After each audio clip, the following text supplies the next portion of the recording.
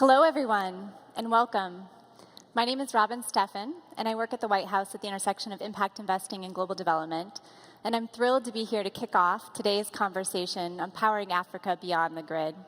As many of you know, 2 out of every 3 people who live in sub-Saharan Africa lack access to electricity, a critical building block for economic development, education, health, and so much more. So a little over a year ago, President Obama launched Power Africa to double access to electricity in sub-Saharan Africa. And this summer, recognizing that Power Africa's ambitious energy access goals cannot be met solely through extending the electricity grid, the administration launched Beyond the Grid, a new Power Africa initiative that will double down on the administration's support specifically for distributed energy solutions. As you're going to hear today, the African distributed energy market is still quite young, but it holds great promise to follow the mobile phone in leapfrogging centralized infrastructure in Africa. The Beyond the Grid, at the heart of it really, is more than 35 private sector partners. And these private sector partners truly power the initiative with their investments in capital, investments in talent, investments in innovative off-grid business models. In fact, more than 35 private sector partners to Beyond the Grid collectively have committed to invest over $1 billion over the next 5 years in distributed energy solutions in sub-Saharan Africa. And our commitment to them, in return, is to leverage the full tools and resources of all 12 Power Africa agencies to be the grease and the glue to help unlock further private sector investment and growth, whether that be by helping companies be investment ready, through risk mitigation of specific deals, or through strengthening the enabling environment. Now, we are very privileged to have 3 of the Beyond the Grid private sector partners here with us today. We have Graham Smith from Off-Grid Electric, Sandhya Hegde from Coastal Impact, and Simon Desjardins from Shell Foundation. And they're going to be able to speak to the distributed energy market from the unique perspectives of an equity investor, a philanthropist, and a pioneer clean energy company, respectively. So I want us to go ahead and jump right in with the round of introductions. Graham, I'm hoping you'll kick us off by sharing with everyone today a sketch of the business model that Off-Grid Electric is pursuing in Tanzania. Sure. Thank you, Robin, and thank you to everyone here at SOCAP for having us and having this discussion today. So we are the implementing company up here, so in some ways we are the poster child of sort of the on-the-ground work that's going on through the Power Africa initiative and the Beyond the Grid initiative. Off-Grid Electric is focused on one simple thing, which is to provide aspirational modern energy lifestyle that is accessible and affordable to everyone. So the way that we do this is through a distributed solar solution, which is a prepayment. Customers pay for their energy in advance, and they receive it through small-scale solar home systems that are installed on their rooftops. They, in return, are not just receiving the energy that these systems generate, but they're also getting service to support that. So we feel that this is overcoming some of the big barriers that are really hindering the growth of energy access in Africa. Currently, we're working in Tanzania, but we're expanding throughout East Africa in the coming years. And ultimately, our goal is to provide a complete technical, operational, and financial model that will help us to power Africa in the coming decade. Fantastic. Thanks for organizing this, Robin. My name is Sandhya Hegde. I help run the Coastal Impact Fund, which is a broad-based, sector-agnostic fund that invests in early-stage enterprises across India and Africa. And we have a thesis around supporting great entrepreneurs with businesses that will help people and small businesses become more productive. Given that thesis, obviously, energy is a very important part of the investing ecosystem for us. And we have spent the last 2 years getting smarter about what are the potential investments we can make in this space to make clean energy a reality for a lot of the developing world. I'm Simon Desjardins from the Shell Foundation. I'm a portfolio director working on access to energy. Shell Foundation is the independent charitable arm of Shell, and we support enterprise-based solutions in the energy and mobility space to get from a point of blueprint or seed to the point of scale. And we use philanthropic funding to do that. And we're working with a range of partners from technology providers and customer-facing enterprises to financial intermediaries bringing new kinds of capital to the market to industry bodies that are able to provide information and other services to the access to energy market. So we're proud to be Power Africa partners, and Robin, thanks for organizing this. My pleasure. Fantastic. So I wanted to jump in and begin to paint a picture of what the market looks like now and what it will look like in the future. And so, Graham, I want to start with you, since you're closest to the ground, and have you tell us a little bit about who are your target customers. Before you began to provide service to them, where did they get their energy from? What is most important to them in an energy solution? And what does that mean for off-grid electric in terms of your potential market size 3-5 years down the road? Sure, and I think maybe I'll take that in two phases, talk around sort of what we see today, and then we can talk around sort of where we see that going in the next 5 or so years. Today, as you suggested, approximately 2 out of every 3 households in Africa, sub-Saharan Africa, lack access to energy in the form of lighting or basic electricity. So that means when we look at the market, it's approximately the 120 million households across Africa that are in that situation. They have no access to a grid, they have access to an unreliable grid, or quite frankly, it's too expensive of a grid to present a viable option for them. Most of these people are actually, sort of in rural areas, or what we would term in other conditions to be, the last mile or beyond the last mile. So the reality is that the grid is not going to reach these people in any time in the near future. So that leaves them in a situation where what they're looking at for their energy needs is traditionally kerosene. Most people do that, and they do it in small sort of daily quantities. The sort of subsistence, farmers, people who are looking at the $1 a day sort of income levels. Beyond that, you do have a lot of people that are using solar lanterns, and there's a good availability of solar products for a lot of these people. Some of them have moved in that direction, and I think that's a real testament to those who've been working in that space to get those lanterns into those people's homes. And then as you get a little bit further up the income level, you start to see people that have diesel generators, potentially. But I think ultimately what you're looking at in most of those cases is a really expensive solution, something where people are putting a lot of money into what is not necessarily the most efficient energy solution for their needs. So what they're looking for today, I think you're looking at, for the majority of people, they're starting from sort of the basics. They're looking for lighting for their household, they're looking for phone charging, they may be looking for a radio in terms of communication.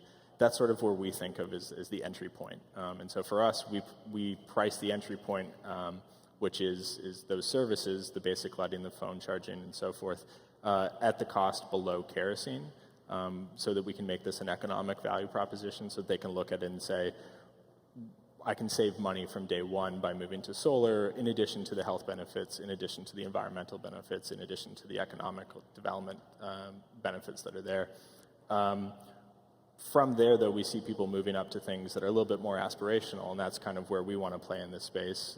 Ultimately, we see people moving towards things, wanting televisions, wanting larger entertainment systems, whether they be radios or otherwise, wanting tablets, wanting satellite decoders, wanting to find productive energy usage for small business. And so those are all things that I think over the next 5 years or so are going to be things that really become more apparent. Just a quick comment on sort of where people are today versus where they will be in 5 years. I think when we look at the market, we've seen sort of 4 big barriers that have prevented widespread adoption of solar in sub-Saharan Africa. The first has been that the upfront capital cost has been rather prohibitive for customers. The second has been that there's a risk aversion. If you're a low-income household, one poor financial decision means no school fees. It means lack of food on the table. It can be an incredibly devastating situation to be in. The third barrier that we're seeing is one of service. If something breaks, then ultimately there's very little local knowledge to fix products, in particular solar home systems. And so that leaves people in a position where they may buy something, but 6 months from now, some unforeseen issue occurs, and they don't have the ability to fix it. And then the last one, and I think that everyone on the panel is well aware of this as well, is that distribution is a major challenge. So getting to those households that are beyond the last mile. So our approach is really to try to address all four of those barriers. And I think that in the next 5 years, you're going to see that people have more and more options that really do address each of those. There's going to be more products available. There's going to be more services available. There's going to be more people that try to meet people where they are and give them the products that they want and provide more choice. Terrific. So zooming out from that really helpful portrait of your customer base, Sandhya, I'd love for you to talk a little bit more about the market as a whole. As you look at multiple companies who are exploring various distributed energy business models across sub-Saharan Africa, I was taken by the fact that Coastal Impact is actually going to invest perhaps as much as a third of your initial equity fund in distributed energy solutions. And so tell us a little bit about why you're so bullish on distributed energy in Africa. What are some of the data points that you think are most compelling in terms of where you see the sector going as a whole? And why now? What's happening? What are the trends that are making this the moment? So I could talk about that for 2 hours. I'll try and be very brief. So there are 3 or 4 reasons why we want to invest so much in early stage energy entrepreneurs. I think one very macroeconomic reason is from the analysis we have done, we think off-grid energy is the kind of sector similar to microfinance, which can actually create a lot of large for-profit enterprises where the growth of the business will be completely on track with them having impact. There is no dissonance between what you're serving your customer with and sort of having impact that you want in your mission, which is a great spot for us to be in as investors. I think that statement is a little harder to make for healthcare services, education services, where you're trying to reach the poorest of the poor with a service that doesn't give them short-term returns on income the way energy does. Energy is a very quick payback even for the poorest because they are spending on kerosene, they are spending on diesel, and all you're doing is replacing that with a much cleaner modern technology. So it's easy for us to make for-profit investments in, and I think it's going to become similar to financial inclusion. It's going to become a massive sector with a lot of mainstream participation. The few other reasons why we are investing now is, I think, if I look at what has happened over the last 5 years, there is now a very broad diversity of different types of entrepreneurs operating in the space. It's not just sort of one fad here or there. It's not just one lantern idea that a lot of people are going after, right? And you have everything from large solar farms doing grid extension that OPIC might be putting in $300 million in setting up a farm in Mexico that will help the local manufacturing industry access more electricity. You have sort of those large projects now happening.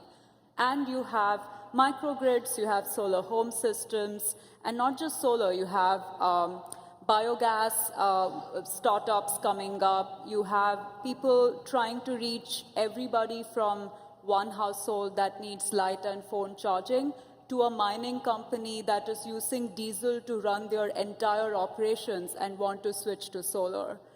So the market size is humongous. Just in off-grid residential solar, I have met about 60 startups. So there is a lot of momentum and interest and innovation in the space which will drive its growth. It's here to stay. It's not going away anywhere. It's not a fad. The other 2 reasons why I think a lot of these startups will be successful is one, the solar sale is no longer a concept sale. They don't have to go explain that there is a solar option. There is enough market penetration now that there is that tipping point where people accept that this works. And you can see that in the extreme sharp growth of very simple consumable products like solar lights.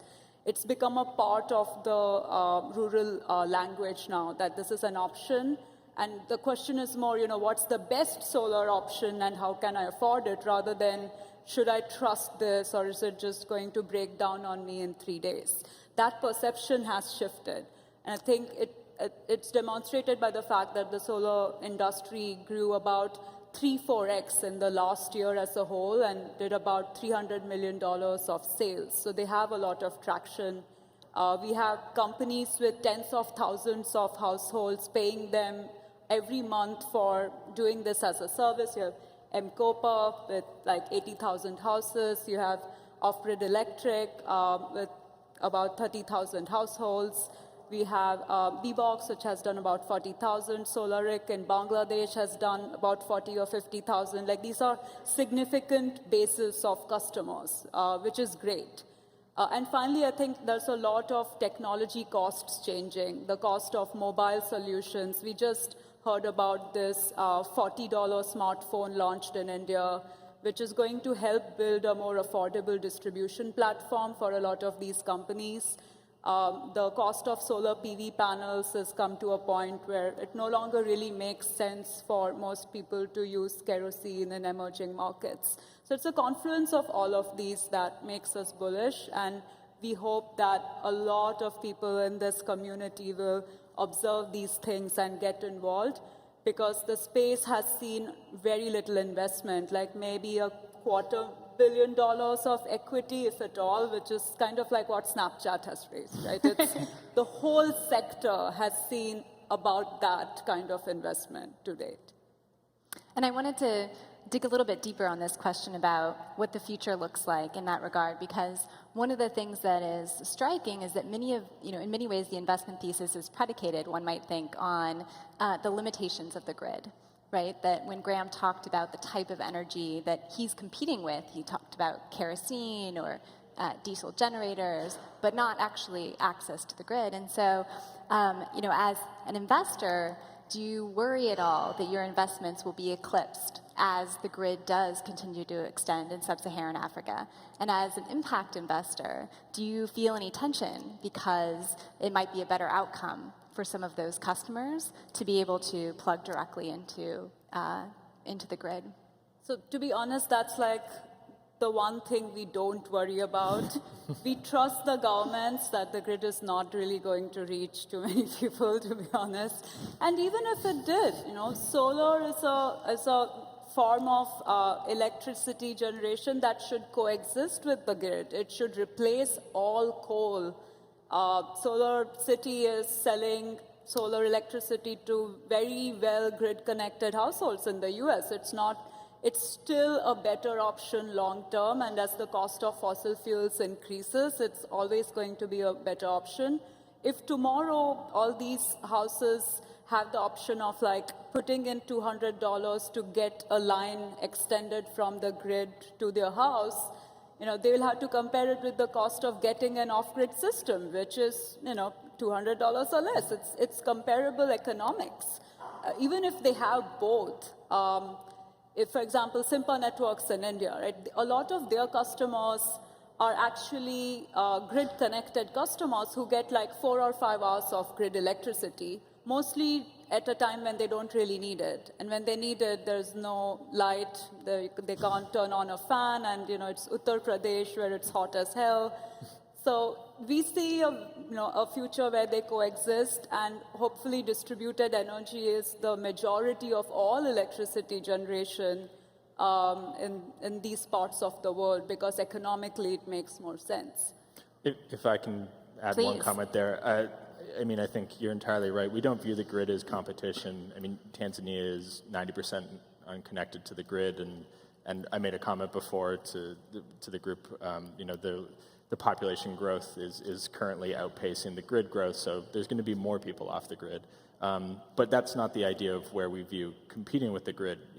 we're not doing it today, but where we would like to compete with them in the future is for that capital. I mean, as you suggested, if there's $250 million that have gone into the sector worldwide, we want to be competing for the $100 million that goes into expanding the grid in a couple of years. And the reason we want to do that is because we think we can deliver a better solution, and we can do that quicker. We'll be able to get to those last mile households quicker than the grid will get to them, and we'll give them an experience that is, if not the same, then hopefully superior to it. So let's talk about that for a little while. One of the common challenges for impact enterprises is having the right type of capital in the right amounts at the right moment in your growth trajectory. So Graham, walk us through the types of capital, the sources of capital that have been key to the growth of off-grid electric, including grants, debt, and also your most recent venture round. Sure. So I don't want to leave Simon out of the conversation. We won't. We're coming right to you, Simon. Yeah, from our perspective, I would suggest that maybe we've tried to be as opportunistic as possible around our capital stack. But I think we've found a really good place of sort of balancing, those who are impact-driven, finding those that are, say, development-driven through the form of grants and the Power Africa family and USAID and DIV program in particular, but also the ASIF program through OPIC. And then also from the equity side, finding a commercial proposition that allows, private investors to say that there is something there that they're interested in. I think on the impact side, one of the things that sort of we take for granted, but I think is probably really important, is that the impact from our side it's embedded in what we do. The idea of providing access to electricity and all the wonderful benefits that come from that, whether it's education, whether it's health benefits, whether it's environmental benefits, the economic development piece that comes along with that. All of that's a very clear, very core part of our business. So for an impact investor to say that they want to support that, they can clearly see where their money is going and what they're getting from that. And honestly, that's where we started. We started with impact investors who clearly saw that what we were trying to do was going to transform a lot of lives, and that's what they wanted to support.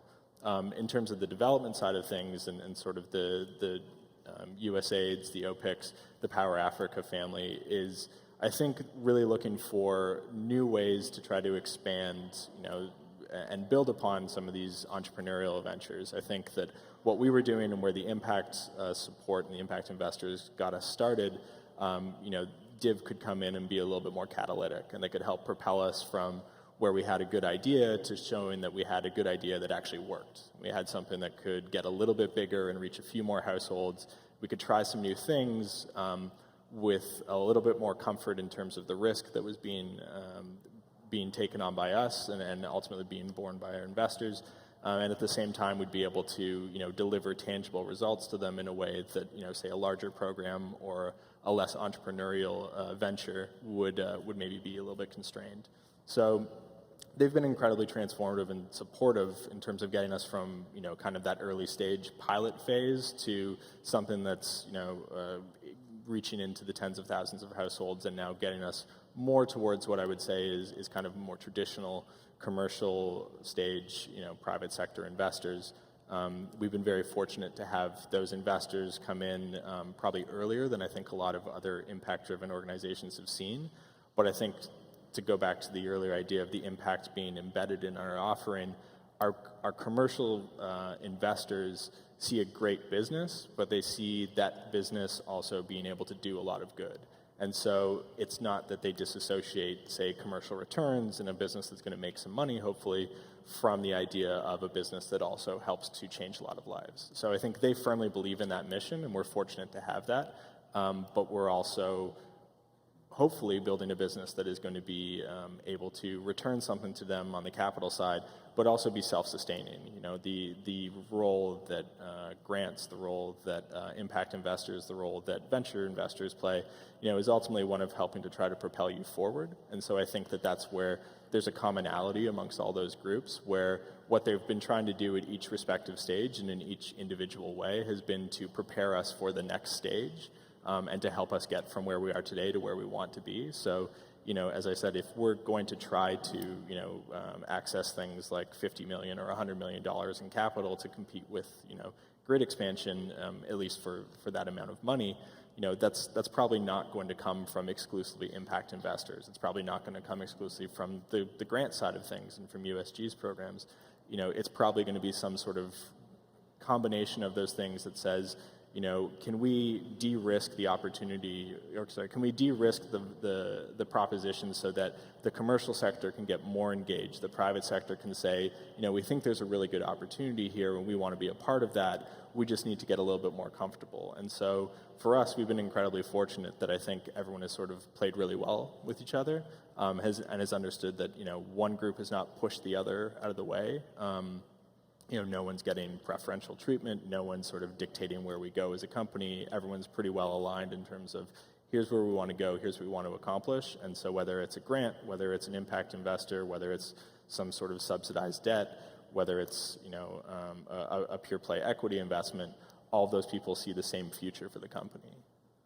I want to dive a little bit deeper on this question about the role that grants can play as early stage risk capital. And actually, Simon, this is something that you spend 24 hours a day thinking about. And so I'd love for you to speak a little bit about the role that philanthropy can play in helping to make companies investment ready, but also talking a little bit about how foundations, how the public sector should really structure that financial support to make it most effective in terms of leading to the follow-on investment from impact investors or from commercial investors.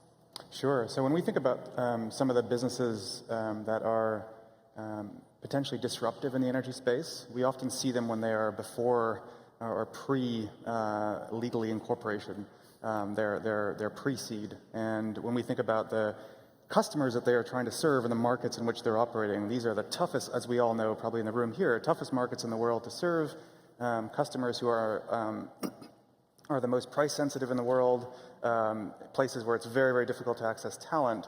And we're expecting in some places, and when I say we, I mean the broader funding community, I think, is expecting sort of immediately investable opportunities to emerge out of this incredibly tough environment where we would call it the enabling infrastructure, physical roads and everything else that would be required to launch a business. And we're expecting those to go to operate in those environments and to immediately be able to go to a Sandia or a Khosla impact or another impact investor and receive millions of dollars of funding. And we think that's one of the main reasons why there is, you often hear this refrain of entrepreneurs saying, well, there's no capital out there, and investors saying, well, there are no opportunities out there.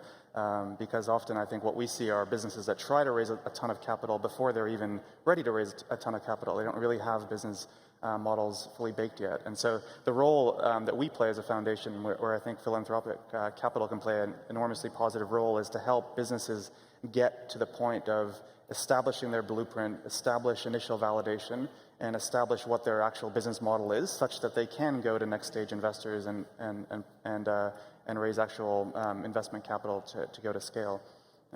I think the other difficulty or misconception that we often hear in the market is the role that grant can play with for-profits. I think we're still, and this audience here might be an exception, but we're still living in a world, I think, where most grant dollars are going to non-for-profits. And most investment capital, of course, is going to for-profits. And we think that there's an incredibly powerful use of philanthropic capital if it's deployed as what we call smart subsidy. In other words, we're deploying grant to a for-profit in a way that doesn't distort the end price of the product or service. That's critical to us. So we're deploying capital to enable firms to hire world-class talent from day one, build prototypes, invest in early stage geographic expansion. They want to test multiple markets to see where their business might actually be viable. And to us, that is very complementary to investment capital. And if we get to a stage where a business that we supported gets to a level of scale where it's providing a financial return back to its promoters and its investors, even though we're not taking any of that financial return, to us that is success. We've effectively helped the business reach and it will have achieved our social and market objectives. So The other thing, and to your question, Robin, on where can public money be used, and we're starting to see examples where I think public money is starting to be used in much more intelligent ways than it has in the past. And I guess maybe one key example is USAID's Global Development Lab PACE initiative, which is meant to accelerate the types of incubation models that could bring numerous companies to scale. And we're very proud to say that Shell Foundation is one of the first PACE grantees. And this is effectively from a public money perspective. If I imagine myself as a member of the government, what we get is a foundation that is able to at least match funds. And in the case of USAID, we're putting orders of magnitude more capital as leverage. So you get a lot more bang for the buck. We both get to do more as partners. And we're able to take more risk by pushing the boat out in terms of who we're able to support and test multiple different incubation models. So we're both stronger for it. And this is a really innovative example of how I think public capital is being used alongside philanthropic and ultimately private capital to build the ecosystem of energy companies. So we're hoping that, provided that PACE is going to be a success, and we think it will, that other governments ought to take note and look at what the PACE program is doing. Hopefully, I think the space is big enough, certainly on the energy side, to warrant multiple PACE programs. So I think USAID is really acting as a leader in this space.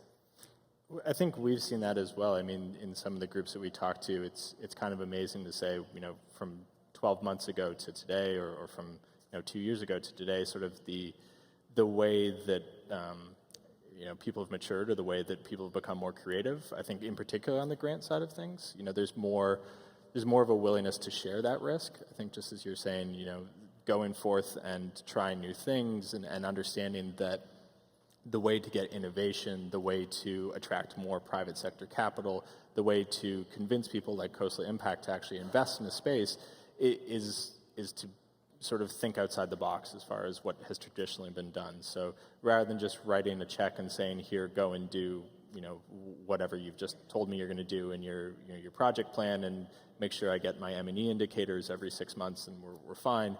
There's more of a collaborative effort to say, well, what do you actually need? What are the things that you really do want to test? Or what are the things that we can help you do in order to get to the point where you are self-sustaining, or where you're able to attract private sector capital? And so, whether it's through the PACE program, whether it's through the DIV program, whether it's through ASIF, I think the Power Africa Africa Clean Energy Finance, which is an OPIC program, which is sort of OPIC's program, and we were one of the beneficiaries of this, but to prepare companies through a grant program to ultimately be positioned for hopefully receiving OPIC support in a more traditional senior debt facility way down the road.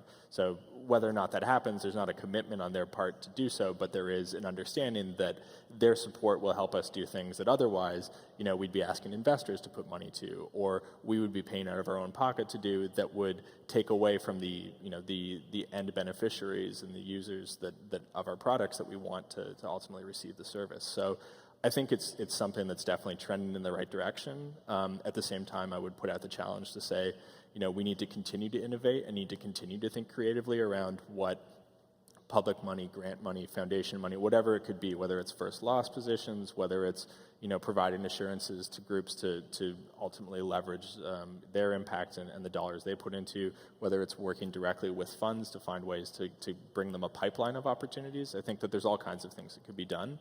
But it's definitely moving in the right direction.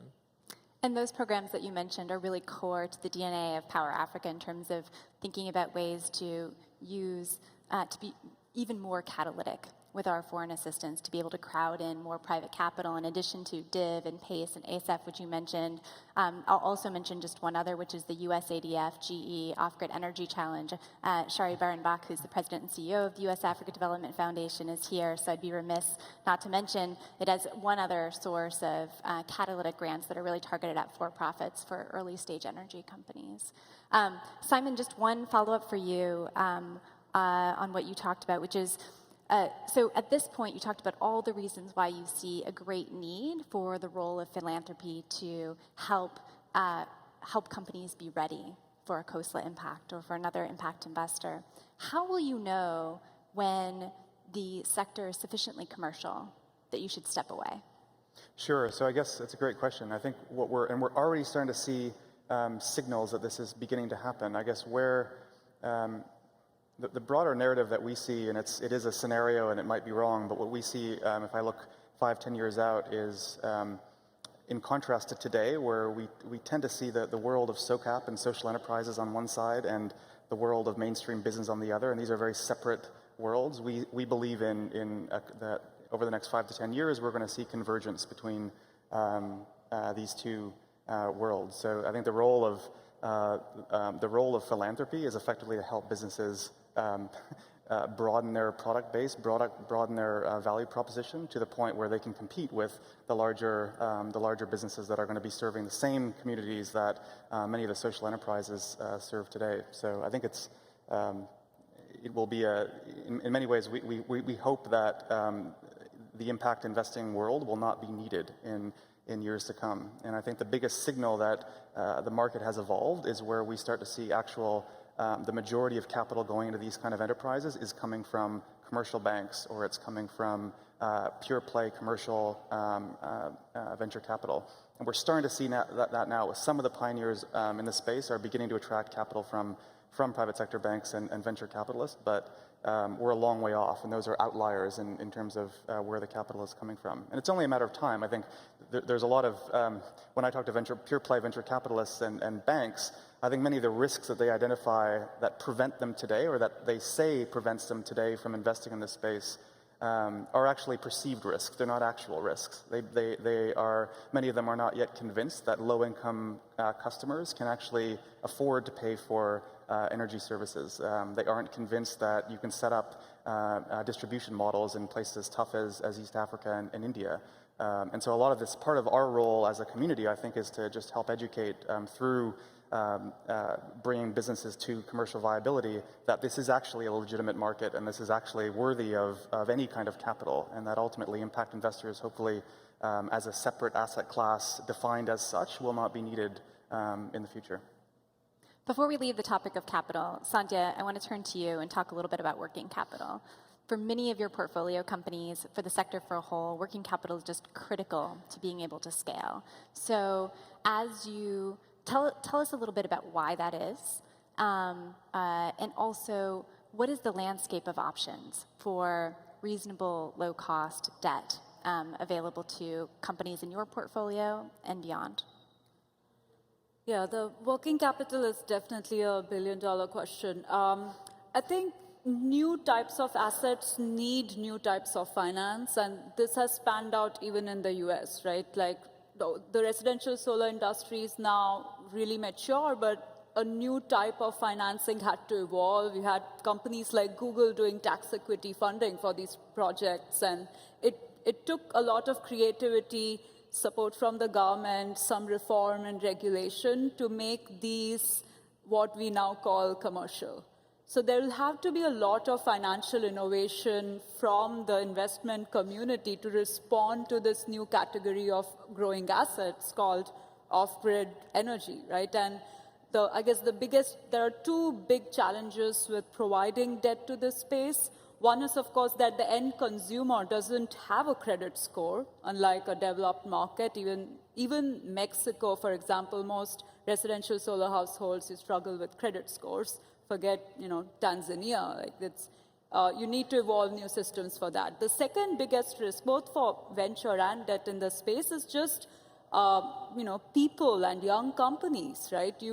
It's easy to provide debt to a business that has been around for 15 years, has 10 years of profit, the company is not really run by passionate founders. It's experienced professionals who can be replaced tomorrow if one leaves. That's a stable situation that lends itself to debt.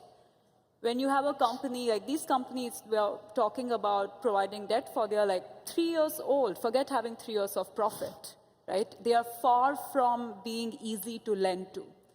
But they have business models and consumers who need debt. So this is the sort of vicious circle of debt that we need to break out of. And the only way that will happen is with a lot of support from impact investors, even long after, I think, equity might be commercial, debt will still need impact investors to be involved. In terms of options available, I think in the last couple of years, the community has responded really well. I remember we talked about this, a year ago, right, where we started saying capital stacks. We need an evolved capital stack, which has philanthropic money for protecting, doing first loss. We need family foundations and family funds to get involved because they are willing to take more risk with debt investments. And then we need sort of the large pools of OPIC-style capital. But these deals are still really small for them. They don't see it as a large deal. So we're asking them to be creative far beyond their mandate. And all of these options, I think, have sort of just come on board in the last 2 years. It will take a lot of time for them to evolve.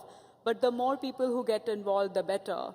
And we definitely think that it's both a huge need and a huge market opportunity, which is why one of the companies we are supporting in this space is actually a solar finance company that spends all its time figuring out how to create different capital stacks where people from completely different sources of capital can participate together, de-risk each other, and get more bang for their buck, right? If Simon wants to do a first loss guarantee and no one is willing to do the actual debt, he can't really move ahead with it. And for debt investors who really want some first loss protection, they need someone like him to step in. So you need all these different folks to come work together, and you can't have entrepreneurs trying to chase, one private fund in Netherlands and then OPIC in the US and maybe one other bank in Kenya and try to bring, they would have to do that instead of run their business if that's what they had to do every time they needed $1 million of debt.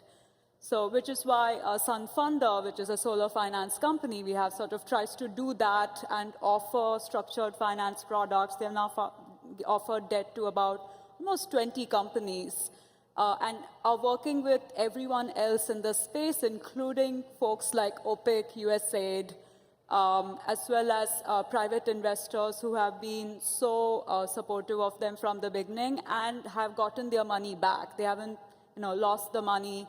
So they've kind of demonstrated that this sector can accept debt and return it, but needs to be very careful about and innovative about the structure of that debt. I mean, having chased around those different groups and having spoken with some of them quite extensively, I completely agree with everything you've said. I mean, it's a challenge, and it definitely detracts from operating a business and from trying to do what we would like to do. And so, I mean, I think that we've seen a lot of people asking questions and a lot of interest and people trying to explore the space. And I think that, to the extent that there can be, collaboration, more broadly than just saying, the three of us on the stage or the handful of people in the crowd who sort of work together, there is sort of a need to educate people and to bring more into the space. And I think that's really how it's going to grow. I mean, when we think of capital, not just our capital stack, but when we think more broadly, if I'm a fund investing or if I'm an implementer, ultimately there's sort of three considerations that I think are there's a tension between, and so there's trade-offs. And so one is size, one is going to be speed, and then one is going to be sustainability. So if we're looking at the idea of trying to, raise $10 million in debt, how do we go about doing that? How quickly can we do that? And how well can we pay that back and make that something that's going to be sustainable? Are we a business that's going to turn the revenue and turn the profit over so that we can actually burden that type of debt? Alternatively, if you're a fund and you have a limited amount of money to put to work, what are you putting it into? How quickly can you deploy that? If you're a foundation, it's the same question. Sort of, do you want to place multiple small bets? Can you do that quickly? Does it take a year for it to go through sort of the intake process and come out the other side? All of those things are sort of naturally, need to be evaluated from all sides to say, are we getting money are we getting money from funds quickly enough that we can put it to work so that we can then pay them back? That's effectively what it comes down to in terms of that equation. So, sometimes that might be on small amounts. Sometimes it's going to move towards larger amounts. Sometimes we can be more patient. Sometimes we, sort of are at odds. And I think that's okay. But I think that that's where the education needs to happen. It needs to sort of say, it's great if you want to provide grants, but if it takes a year to go through the grant application process to then receive funds in a slow trickle, that's going to be really difficult to work with, right? If there's a way that you can make that quicker, then all the better. Similarly, if we come to a group and say we need a large ticket size and they say we don't write that, that's good to know so that we're not chasing the wrong thing. Great, thank you. So we have such a phenomenal group here with us in the audience as well. I want to, at this point, open it up for questions. Is there someone who has a microphone? Okay, great. Shari, do you want to start us off?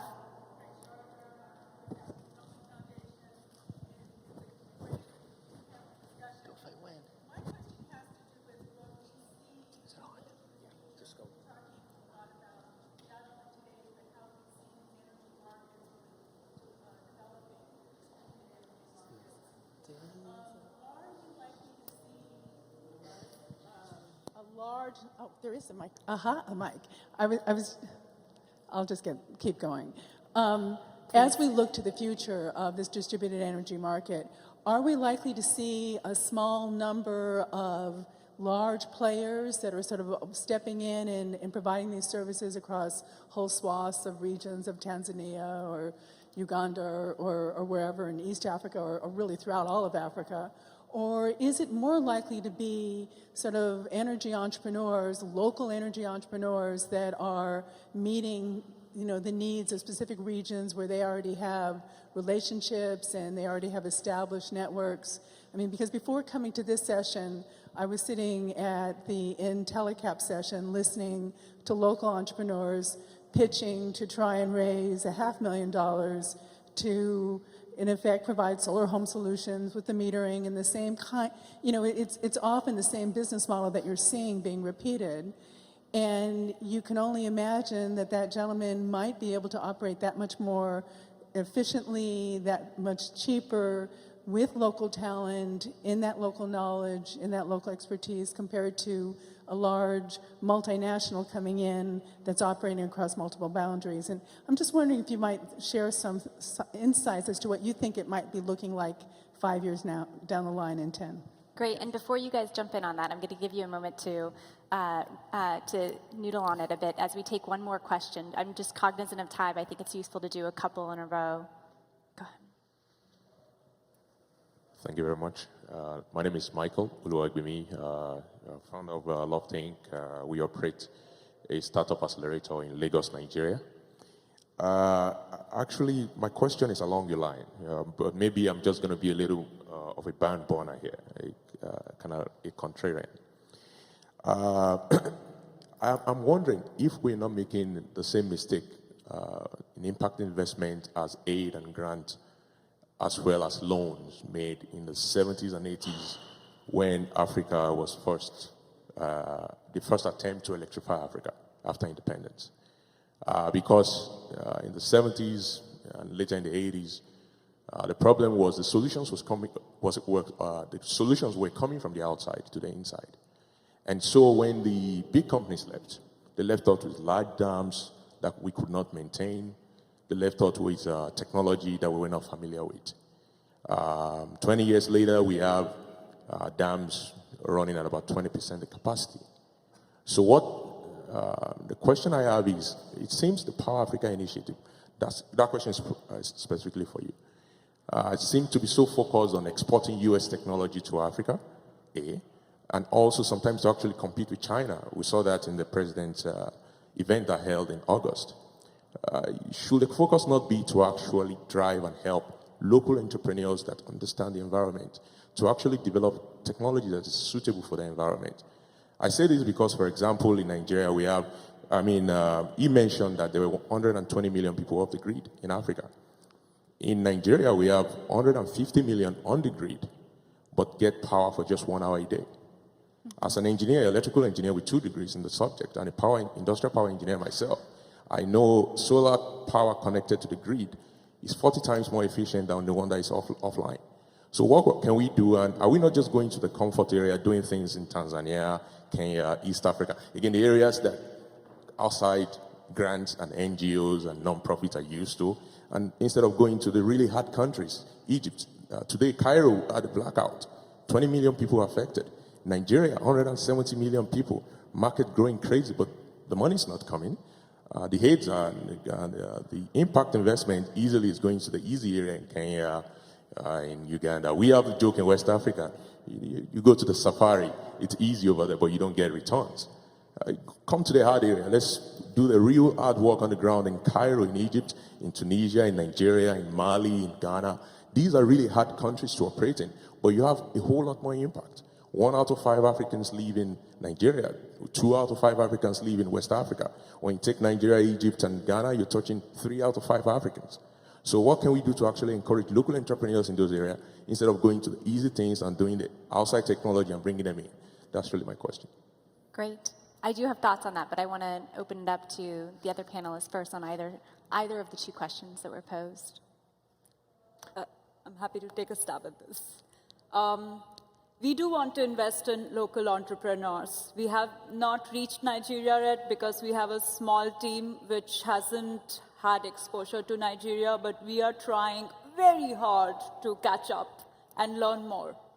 I grew up in Mumbai, so it is easier for me to invest in Indian entrepreneurs than Nigerian entrepreneurs. That's a fact. This is not about political correctness. I obviously tend to build my network out, seek people out where I know folks to begin with, which is why I like events like this, because it gives me an opportunity to meet you. You probably never heard of me before. I have not heard of you, but now we can meet. And that's a fact. The countries that are less accessible to Western capital will have fewer investments coming from the West. That's not something fundamentally we can change by just sort of the goodness of our hearts. I hope that this will change a lot, and our fund definitely wants to invest in Nigeria, and we are trying to figure out how and what to invest in. The first question you had, it's an excellent question, which is that, why is this like expat-driven, foreign product trying to do local business? Some of it is. And I don't think we can escape the fact that a lot of the technology required to make energy service happen will come from places like China, places like Europe, because they are leaders in this technology. We don't need to reinvent what they have done. They need to improve it. They need to make batteries last longer, be cheaper. And if we start reinventing that wheel, it will actually be more expensive for the end consumer. So there are some things that will come from countries or entrepreneurs who have already done that work and have discovered a new market for the product they have invested 10 years building, right? Like Fosera, for example, is a German company. They've spent years and years working on perfecting their small-scale lithium-ion batteries. And now they have set up shops to assemble and manufacture it in Africa. They are in Ethiopia, in Uganda, and they're sort of doing this locally with local entrepreneurs trained to do the manufacturing. Across the value chain, different parts of the business will happen in different areas. There will be a lot of local entrepreneurs doing the local distribution because that's what they will be really good at. And there will be more foreign entrepreneurs on the product manufacturing innovation side. And the panels will probably always come from China. Let's accept that. That can't change because those are the fundamentally best economics to build this with. But the broader point of Western funds having to work much harder to try and reach local entrepreneurs in Africa and India and Latin America, very true. And I think we're all trying to find ways to change it. And the easier it is for us to meet local entrepreneurs, the better we will be able to support them. We are definitely trying to do it and accept that we haven't done as good a job as we could have done. So thank you so much for bringing that up. Can I make one? So, Michael, I lived in Nigeria for a year. I can agree with you that the power grid there is terrible. The honest truth is we're in Tanzania because that's where we're starting. Hopefully we'll get to other places. One difference that I would say the distinction between, say, building large hydroelectric dams or large power plants that were, rather excessive amounts of capital that went into building something that is maybe challenged now to service or to continually provide energy. We're looking at a capital cost of, say, between $100 to $200 per household, and so it's a much more controlled deployment. So it's not suggesting that there's going to be $200 million that's sunk into one power plant that then ultimately may or may not be online half of the time. But instead, what you're looking at is, say, approximately 1 million people who are able to either individually have their power on or off, depending on their ability to pay and where they sit in terms of individual circumstances. So I think that's a bit of a distinction. The idea, I think, that bridges between your comment and also Sherry's, I'm standing up here, but I mean, one of our managers from Tanzania, Eric, is in the crowd. I think I can see him. He could just as easily be standing up here and discussing exactly what it means from an African point of view and from the Tanzanian point of view.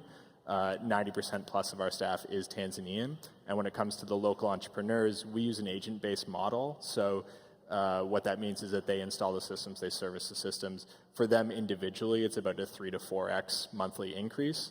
So there is a local entrepreneurial element, even if they're ultimately sort of feeding into what is a larger organization. To your comment of whether or not there's going to be one or two sort of dominant players, my hypothesis is no. I mean, I see D-Light sitting over there. We see M-Copa all over the place. We speak with Sunfunder. We know the groups that they're investing in as well.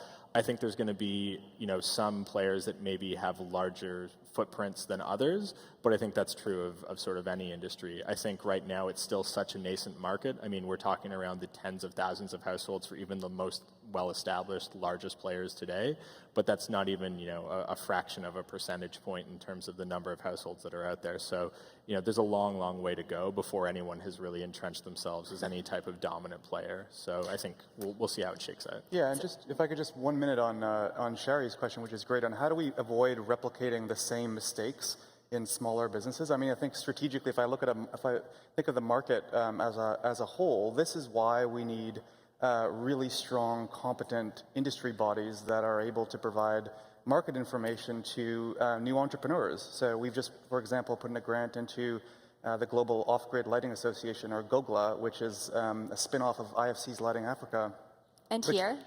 And Koen Peters is here today, who runs it.